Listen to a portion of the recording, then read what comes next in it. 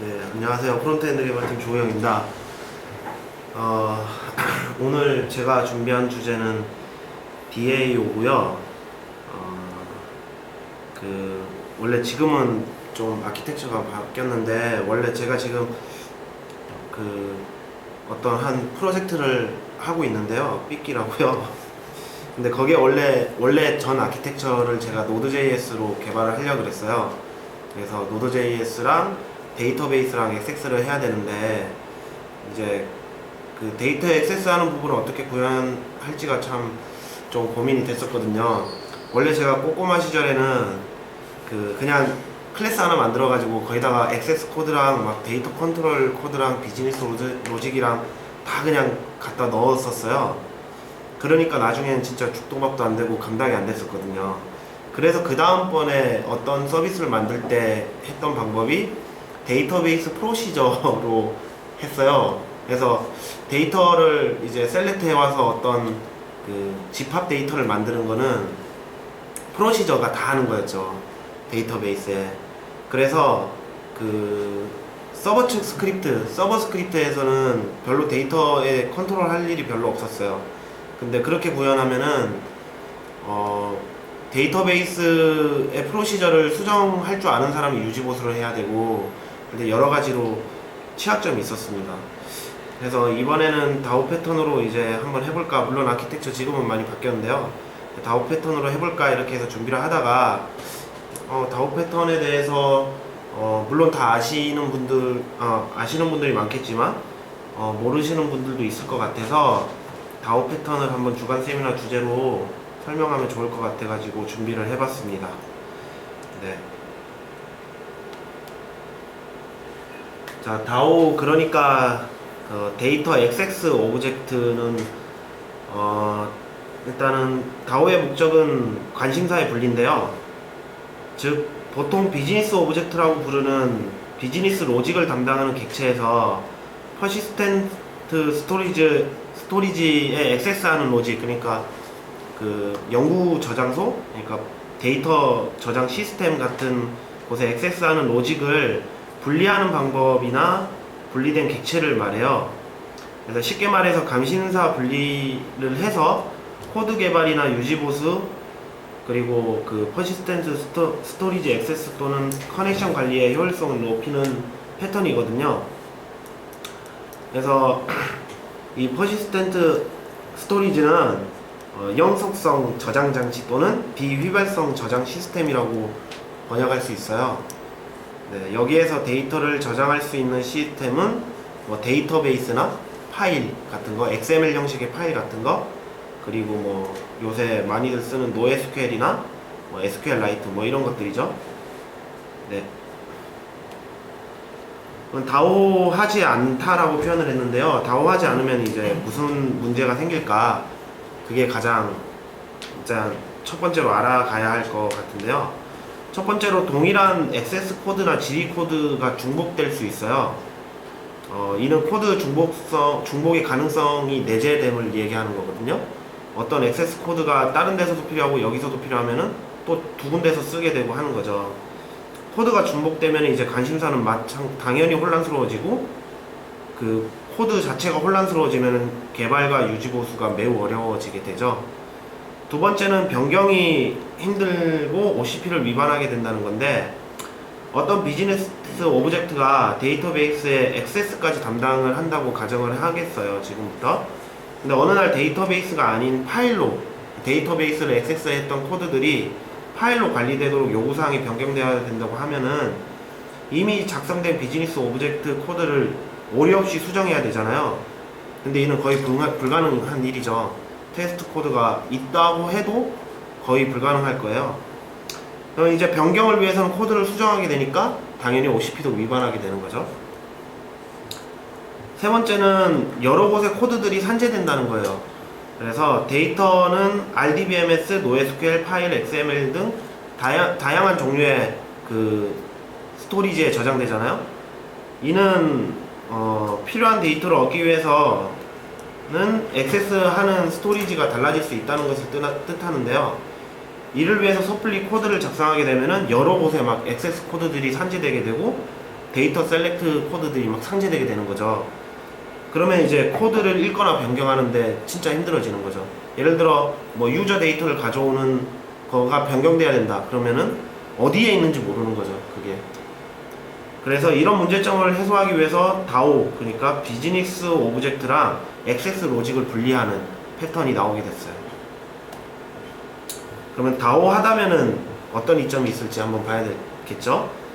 일단은 데이터 접근의 투명성이 보장된다는 거예요. 비즈니스 오브젝트는 스토리지에 대한 상세한 정보가 없어도 데이터 액세스를 할 수 있게 되는 거죠. 그래서 이는 DAO 내부에 액세스와 관련된 상세 정보가 모두 숨겨지게 되는 거죠. DAO 그 객체 안에. 비즈니스 오브젝트는 그런 상세 정보 필요 없이 그냥 투명하게 데이터 접근을 할 수 있는 겁니다. 두 번째로는 변경이 쉬워진다는 건데, 비즈니스 오브젝트는 필요에 따라서 DAO를 교체할 수 있게 되는 거예요. 데이터베이스 DAO가 있고 파일 DAO가 있으면은 필요에 따라서 DAO만 탁탁 같은 인터페이스라면은 바꿔서 사용하면 되는 거죠. 그래서 비즈니스 오브젝트의 코드가 굉장히 간결해질 수 있죠. 네.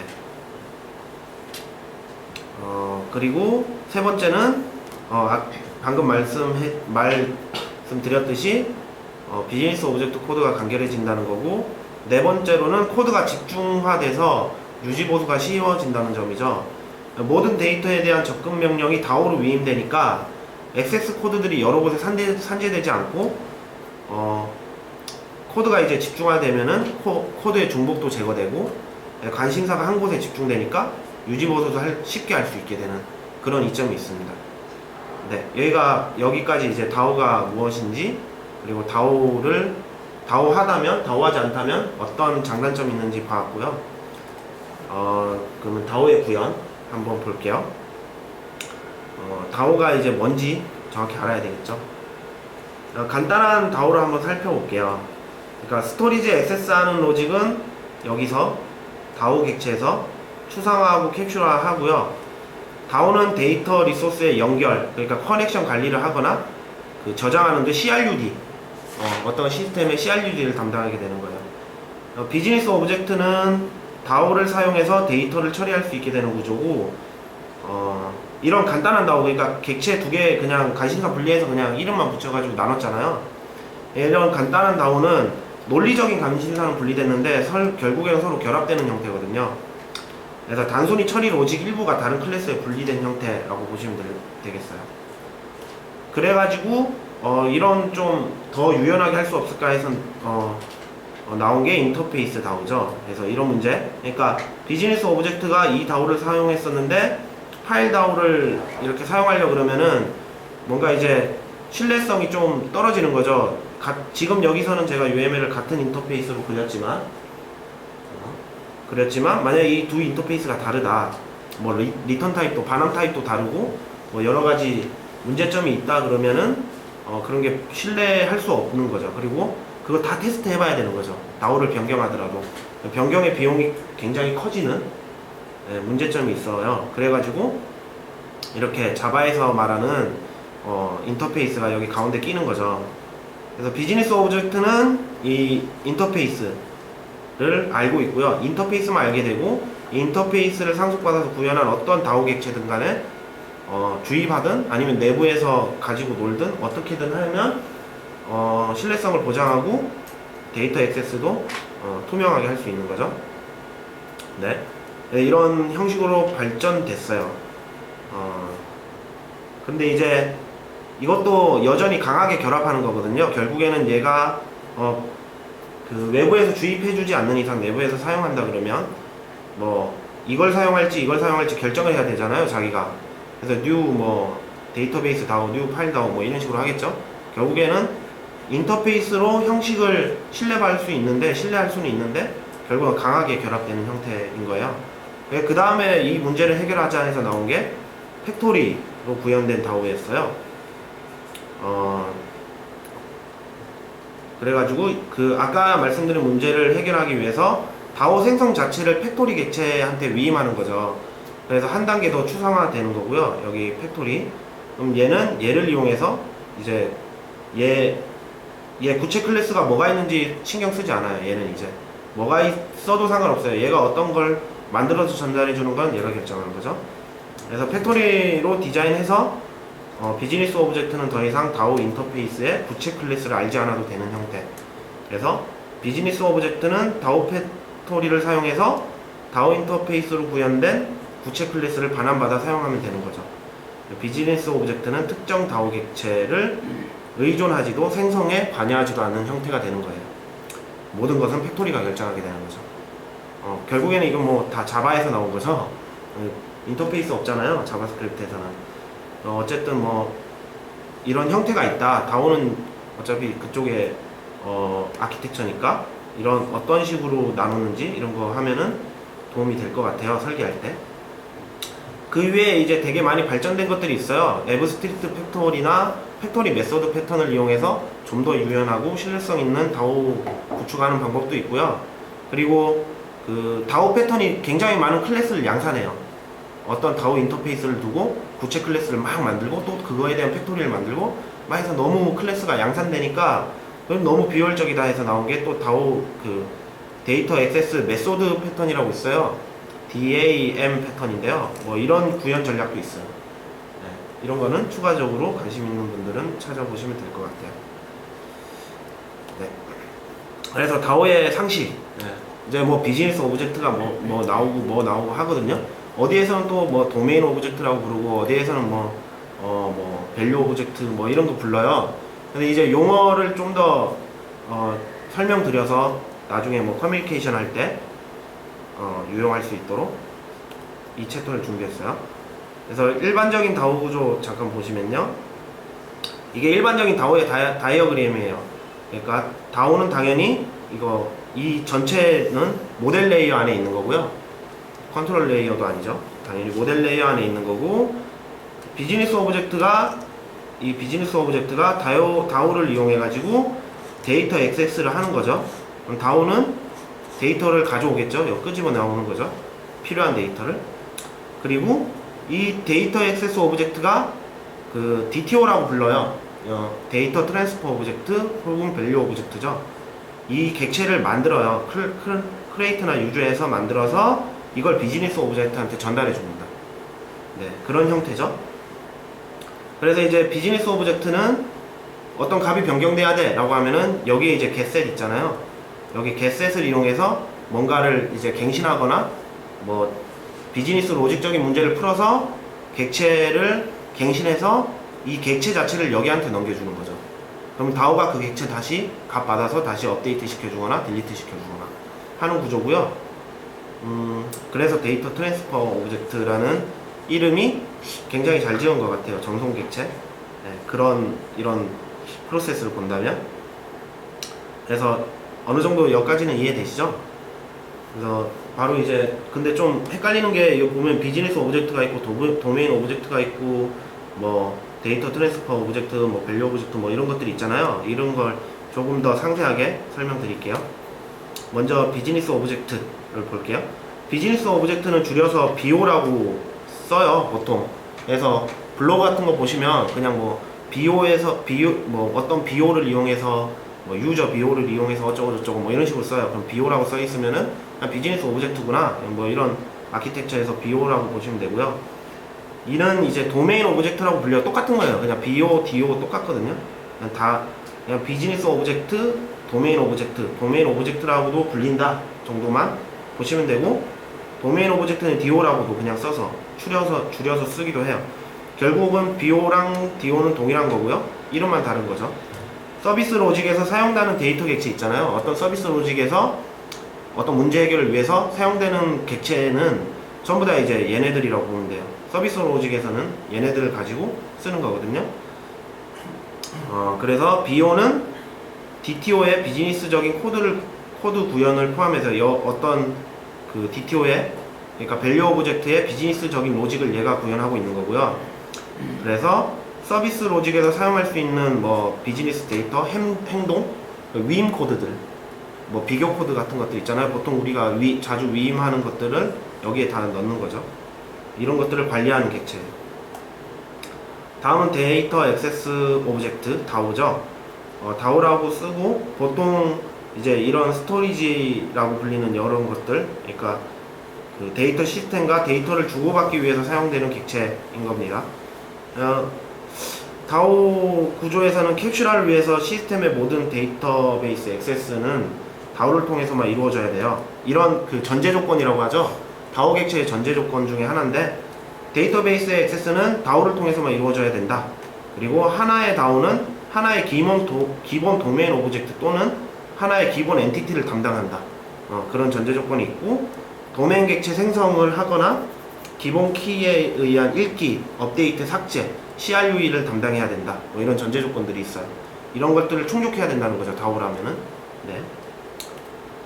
그 다음이 데이터 트랜스퍼 오브젝트인데요. 이걸 DTO라고 불러요, 보통. 얘네를 줄여 쓰는 경우는 가끔 있는데, 얘는 그냥 진짜 DTO라고 써요, 그냥 사람들이. DTO라고 하고, 레이어 전반의 데이터 전달을 위해서 사용되는 객체예요. 그러니까 비즈니스 오브젝트랑 비즈니스 오브젝트 사이에 뭔가 데이터를 전달해야 돼. 그러면은 얘를 쓰는 거고요. 얘를 레이어 간에 전달을 막 하는 거예요, 핑퐁 하면서. 그리고 BO랑 DAO 사이의 데이터 교환을 위해서도 얘를 쓰는 겁니다. 이 객체는 비즈니스 구현은 담당하지 않아요. 옛날에는 VO, 그러니까 밸류 오브젝트라고 불렸는데요. 밸류 오브젝트랑 DTO랑 다른 점은, 밸류 오브젝트는 그냥 값만 가지고 있는데, DTO는 게터 세트가 추가된 형태. 그게 끝이에요.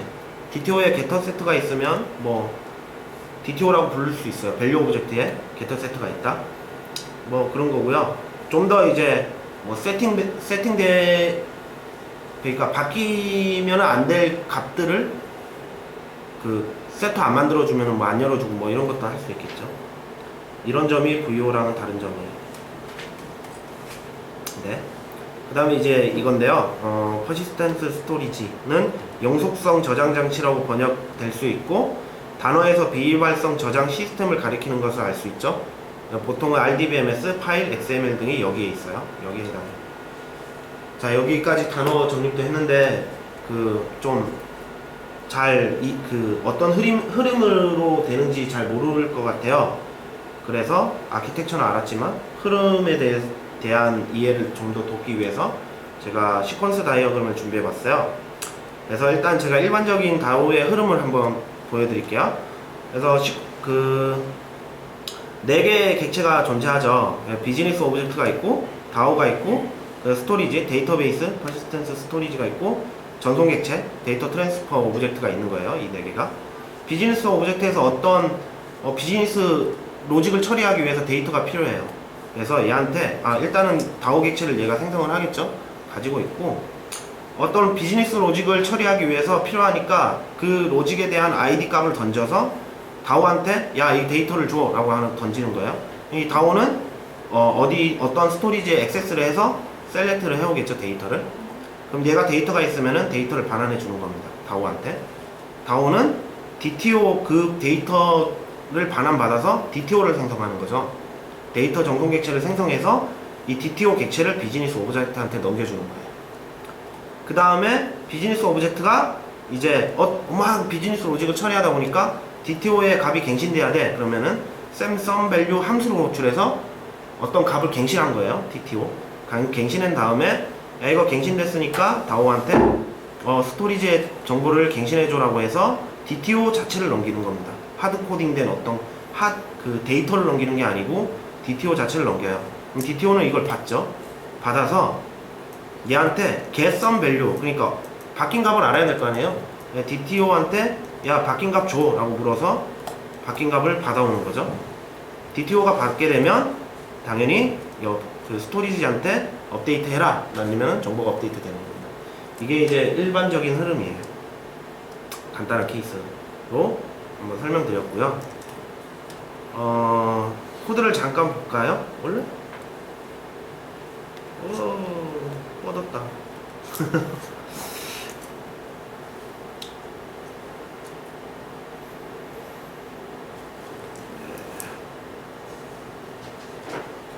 뻗었어요.